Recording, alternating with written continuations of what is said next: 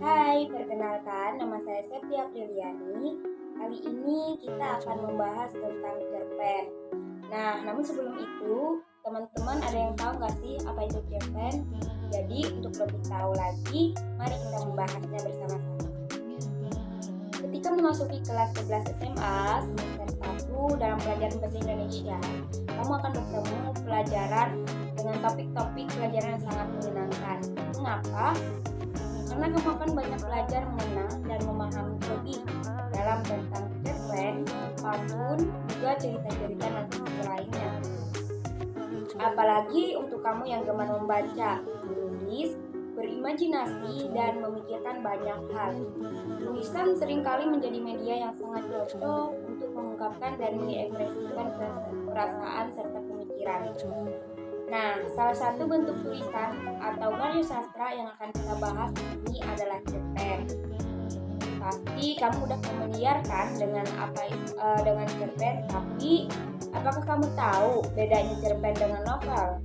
Meskipun agak mirip-mirip, cerpen dan novel memiliki perbedaan yang cukup signifikan loh. Langsung saja, pengertian cerpen. Apa sih cerpen itu sebenarnya? Jadi cerpen itu singkatan dari cerita pendek.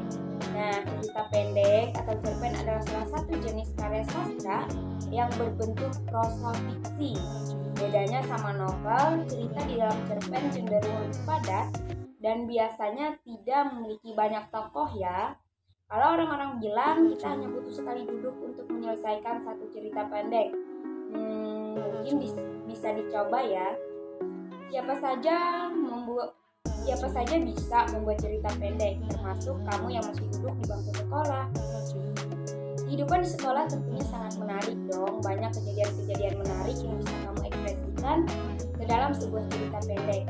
Entah itu cerita tentang teman kelas SMA, cerita tentang guru tugas dan guru kenaka yang selalu membuatmu ingat pada dirinya.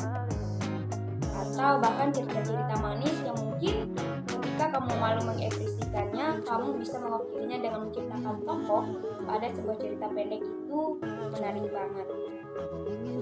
Bagaimana sih? Apa sih ciri-ciri cerpen itu? Jadi ciri-ciri cerpen itu ada yang pertama, fokus pada satu tokoh. Yang kedua, ceritanya tidak lebih dari 10.000 kata.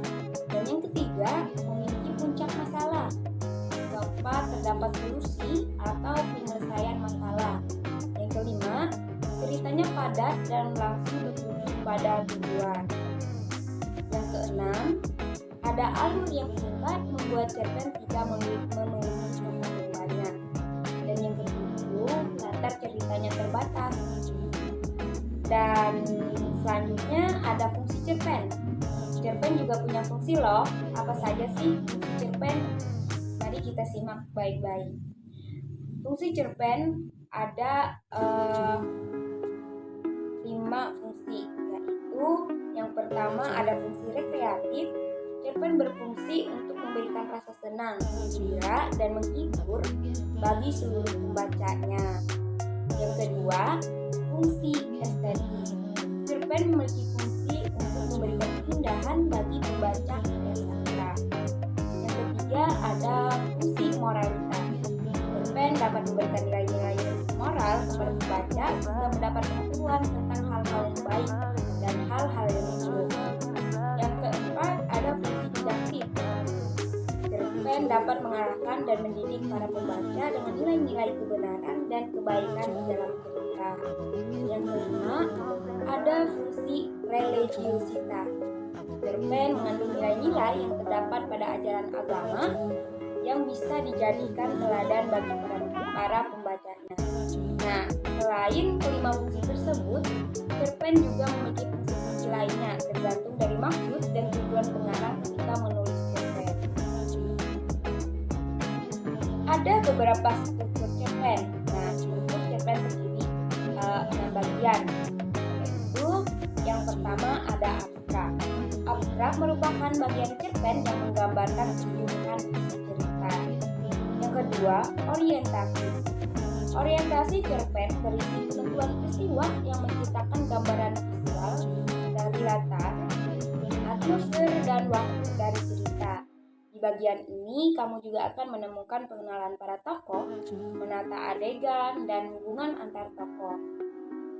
Yang keempat, komplikasi. Kemudian, cerita akan bergerak menuju konflik atau puncak masalah, pertentangan atau kesulitan-kesulitan bagi para tokohnya yang mengaruhi latar waktu dan karakter. Yang kelima, resolusi.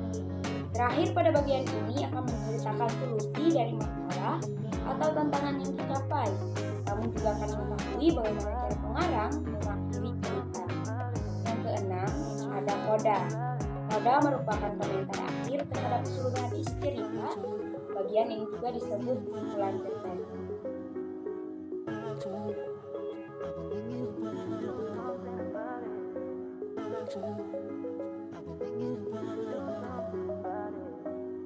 Thank you.